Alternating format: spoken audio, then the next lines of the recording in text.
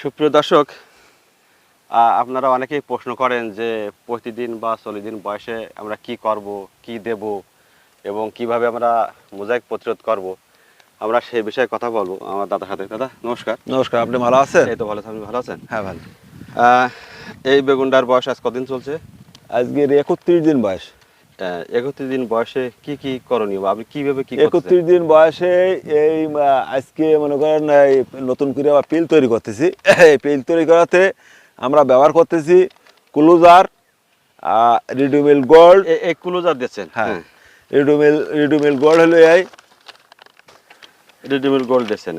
আর এই দিচ্ছি টিল। আচ্ছা, টিল দিচ্ছেন। হ্যাঁ, টিলটা এই হলো যে বায়োএনভের। এটা একটা মোজাইক প্রতিরোধ করতে পারে। হ্যাঁ হ্যাঁ। আর ওর সাথে আছে ভিত্তাকো আছে।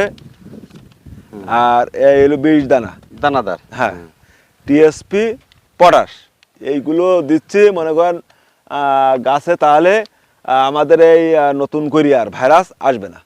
ভাইরাস প্রতিরোধ করবে, গাছগুলো ভালো রাখবে, ফুল ফল তাড়াতাড়ি চলে আসবে। হ্যাঁ হ্যাঁ, এবং ফুল ঝরা বন্ধ হবে। হ্যাঁ, মোট কথা ধরন সরে যাবে এখন হ্যাঁ। থেকে। আচ্ছা দাদা, এই উপাদানের পরিমাণটা কতটুকু দিচ্ছেন? 1 বিঘা জমির জন্য ক্লোজার দিছি 60 গ্রাম, 100 গ্রাম দিছি। 16 কাঠা জমিতে আমি দিছি 80 গ্রাম। জি, 80 গ্রাম 16 কাঠা জমিতে দিছি 80 গ্রাম। 80 গ্রাম মানে 33 শতক বিঘা। 33 শতক বিঘা। 500 গ্রাম রিডুমিল দিছি।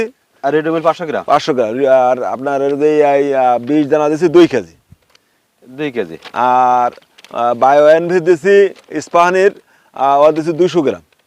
এটা 200 গ্রাম। টিল দিছি 100 গ্রাম। ভিত্তাকো দিছি 50 গ্রাম। জি। আর ওর সাথে হলো যে টিএসপি দিছি 16 KG, 16 KG potash, 4 KG urea. এইগুলো একসাথে মিক্সড করি, এই দেখেন এই মিক্সড করেছি। এইভাবে মিক্সড করি, গাছের গোড়া দিয়ে বুনি দিয়ে মাটি দিয়ে দিচ্ছি। মানে একটু আমাদের দেখাই দেন যে কিভাবে একটু গোড়া দিয়ে বুনি দিচ্ছেন। হ্যাঁ, এটা আমরা বলতেছি ঠিক এই কায়দায়।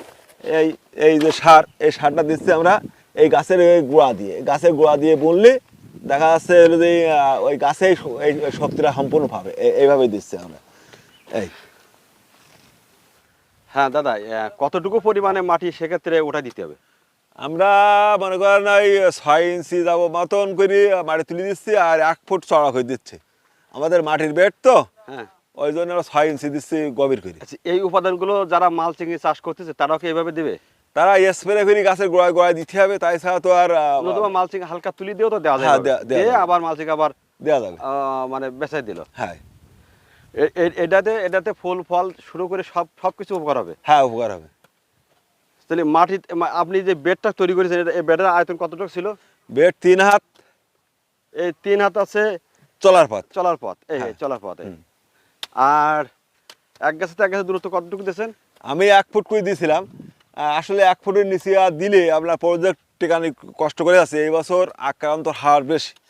অন্য বছর যে পরিমাণ আক্রান্ত হয় তার চেয়ে এবছর আক্রান্ত হারটার জন্য বেশি লেগে দিচ্ছে।